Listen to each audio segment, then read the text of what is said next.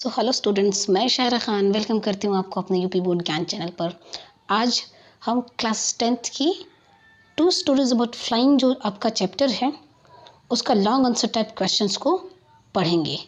बिना देर किए हुए चलिए स्टार्ट करते हैं। लॉन्ग आंसर टाइप क्वेश्चंस को आज कवर करेंगे, जिसमें पहला क्वेश्चन पूछा है। देखिए, the black aeroplane is a mystery, explain.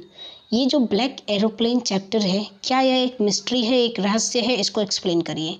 Answer देखिए, this black aeroplane is definitely a mysterious story. हाँ, ये जो ब्लैक एरोप्लेन है ना, ये निश्चित ही एक रहस्यमयी कहानी है।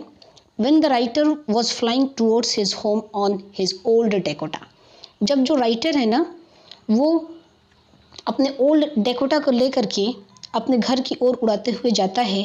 Suddenly he caught a big storm and his compass, radio and other instruments were dead. अचानक ही क्या होता है कि आंधी आ जाता है और बहुत ज़्यादा आंधी तूफान वाली बादल आ जाते हैं आसमान में, और उसका जो कंपास होता है, उसका रेडियो होता है, और भी बहुत सारे जो इंस्ट्रूमेंट्स होते हैं जो भी एरोप्लेन के अंदर होते हैं, वो सारे ख़राब हो जाते हैं।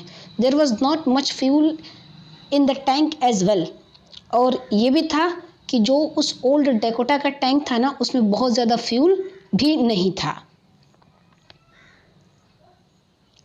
He was not able to see anything and was not able to contact ground control. अब वह उस आंधी और उस तूफानी स्टॉर्मी क्लाउड्स के अंदर कुछ भी देख नहीं पा रहा था, और ना ही वह ग्राउंड यानी कि कंट्रोल रूम में कांटेक्ट कर पा रहा था। Suddenly he saw a strange black aeroplane next to him. अचानक उसे क्या नजर आता है कि एक एरोप्लेन नजर आता है जिसे वो जानता पहचानता नहीं है, उसके बगल में उसे नजर आता है। The pilot in that plane guided him, as a result he was able to land safely. और उस पायलट की मदद से, जो कि राइटर को गाइड करता है, और उसके गाइड करने के पश्चात ही वह सुरक्षित रूप से एयरपोर्ट पर पहुंच जाता है। But the pilot was greatly surprised as soon as the woman at the control center told him that there had no other planes except yours.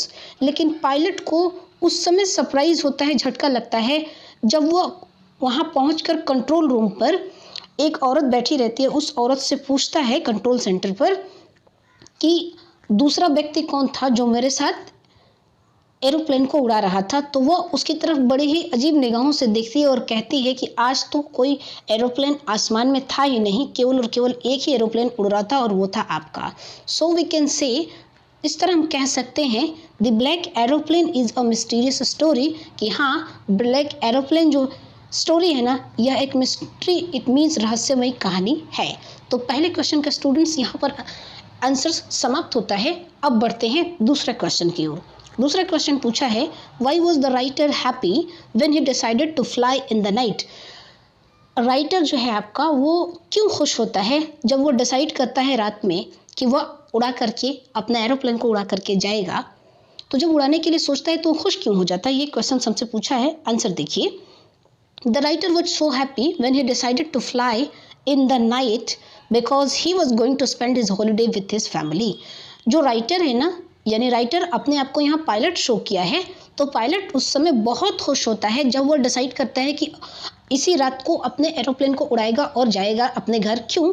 क्योंकि वह अपनी ये छुट्टी, पूरी की पूरी छुट्टी अपने परिवार के साथ बिताने जा रहा था, इसलिए वो बहुत खुश था। When he started to fly, everything seemed to be perfect. और जब उसने उड़ना शुरू किया, एरोप्लेन को उड़ाना शुरू किया, सब कुछ परफेक्ट था। Sky was clear, there was no clouds, stars were shining in the sky for the pilot to fly. और आसमान बिल्कुल साफ था, बादल भी नहीं थे, सितारे चमक रहे थे, और पायलट को उस समय अपने डेकोटा को उड़ाना बहुत आसान था। His assumption was that everything being in place made him happy. और उसकी जो assumption थी, उसकी जो कल्पना थी कि everything, सब कुछ ठीक है, और चलो मैं खुशी खुशी इसको अपने एरोप्लेन को ले चलता हूँ और घर समय पर पहुंच जाऊंगा। तो ये रहा दूसरे क्वेश्चन का आंसर। क्वेश्चन थर्ड देखिए क्या पूछा है, आइए देखते हैं। What methods were used by the seagull's family to help him overcome his fear of flying? कौन से ऐसे मेथड्स, कौन से तरीके प्रयोग किए जाते हैं सीगल्स के फैमिली के द्वारा उसकी मदद के लिए, ताकि सीगल अपने भय को खत्म कर पाए उड़ान के दौरान जो उसे भय लग रहा था, डर लग रहा था, उस डर पे वो विजय प्राप्त कर ले, उस चीज को, उस विजय प्राप्त करने के लिए उसके फैमिली ने कौन कौन से मेथड्स को अपनाए, ये हमसे पूछा है। आंसर देखिए, every possible method was use by the seagull's family. हर संभव प्रयास किया गया सीगल्स की फैमिली के द्वारा ताकि उसकी मदद की जाए, टू हेल्प हिम, उसकी मदद करने के लिए। और किस काम में? Overcome his fear of flying, ताकि वह अपने उड़ान का जो भय है ना, उस भय को दूर करे और उड़ना स्टार्ट करे। तो भय पर विजय प्राप्त करने के लिए उसके परिवार ने हर संभव प्रयास किया। कौन कौन सा देखिए।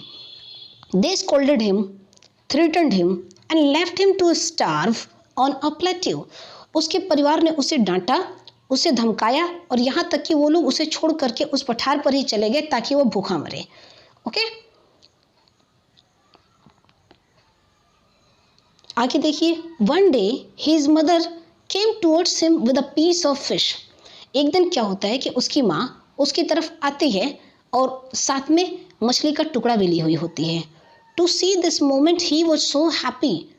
और जब वो देखता है कि उसकी माँ उसकी तरफ मछली के टुकड़े को लेकर के आती है तो बहुत खुश हो जाता है। But the fish of piece was about to come in his mouth. लेकिन वो जो टुकड़ा था ना फिश का, अब उसके मुंह में आने ही वाला था, कि आया नहीं था, आने ही वाला था। उसी बीच क्या होता है, suddenly his mother's wings was motionless. अचानक उसकी माँ रुक जाती है, उसके पंख बिल्कुल मोशनलेस, फड़फड़ाते नहीं है, रुक जाते हैं। अभी उसके मुंह में, सीगल के मुंह में मछली आया नहीं है, आने ही वाला है, बट ठीक उसके अपोजिट में आकर के वो रुक जाती है। To see his moment he couldn't help him. और इस क्षण को देख करके वो खुद को रोक नहीं पाता है। एंड और dived the fish because he was मैडन्ड by the hunger. और उस मछली की तरफ डाइव लगा देता है। क्यों? क्योंकि वो बहुत ज्यादा भूखा था, उस समय भूख से पागल हो रहा था। In this way, he overcome his fear of flying and made his first flight. इस तरीके से उसने अपने डर पे, भय पे विजय प्राप्त किया और अपनी पहली उड़ान भरी। सो स्टूडेंट्स, क्लियर हुआ होगा ये आंसर। अब क्वेश्चन 4 देखते हैं, क्या पूछा है हमसे।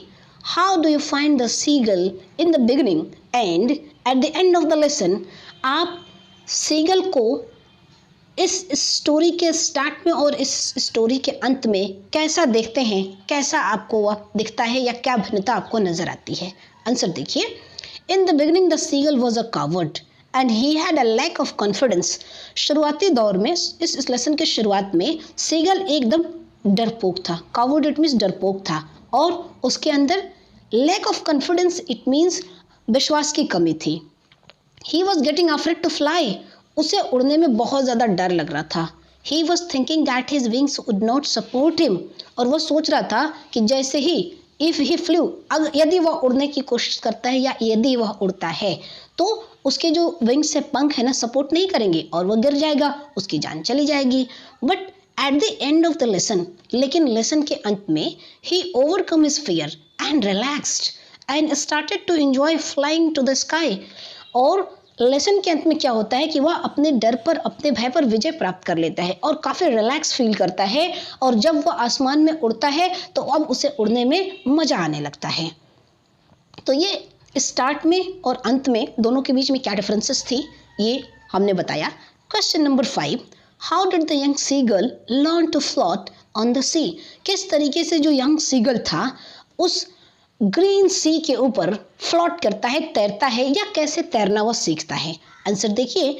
After flying a few moments, कुछ क्षण उड़ने के बाद, he arrived near the sea. वो कहाँ पहुँचता है? समुद्र के पास। He dropped his legs to stand on the green sea. और वो जो हरा हरा पानी दिख रहा था समुद्र के अंदर, उसके ऊपर अपने पैरों को रखता है, ड्रॉप करता है ताकि वह उस पर खड़ा हो पाए। His feet sank into the green sea. और उस हरे हरे पानी, हरे हरे समुद्र के अंदर जब वो अपने पैर को रखता है पानी के ऊपर, तो उसका जो फिट है, पैर है ना, वो डूबने लगता है। सैंक इट मीन्स डूबना। And then his belly touched, फिर पानी जो है उसके पेट से टच होता है। एंड ही सैंक नो फर्दर, लेकिन वह नहीं डूबता है। नाउ, अब हाँ, उसके पैर जरूर डूबते हैं, उसे डर जरूर लगता है, लेकिन वो डूबता नहीं है। He was floating on it and around him. अब वो क्या होता है, पैर उसके अंदर पानी में चले जाते हैं, उसके बेली से, पेट से पानी टच होता है, लेकिन वो डूबता नहीं है, अब वो उस पर फ्लॉट करने लगता है, तैरने लगता है। अराउंड हिम, उसके आसपास, his family was screaming, praising him, and their beaks were offering him scraps of dog fish. उसके आसपास कौन होता है? उसका परिवार होता है। उसके परिवार वाले उसे चीखते चिल्लाते हैं खुशी के मारे, उसकी तारीफ करते हैं और उसे ऑफर करते हैं कि देखो सामने तुम्हारी मछली है, उसे ऑफर करते हैं कि लो इसे खाओ ना, इसे पकड़ो ना। इन दिस वे, इस तरीके से, he learns to float on the sea, इस तरीके से वह सीखता है उस समुद्र के ऊपर तैरना। तो ये 5th नंबर क्वेश्चंस का हमने आंसर दिया, और इस लॉन्ग आंसर टाइप क्वेश्चंस के अंदर स्टूडेंट्स 5 ही क्वेश्चन पूछा था जिसे हमने कवर किया। सो अगर आप अभी तक जुड़े हैं, इट मीन्स आप एक स्टूडेंट है, तो stay connected with this channel. We will cover all syllabus of UP board class 10th and 12th English literature and grammar as well, ठीक है। सो डेली मिलेंगे रात 8 बजे, हर दिन एक नई टॉपिक के साथ। मिलते हैं कल रात 8 बजे, तब तक के लिए till then take care, bye bye.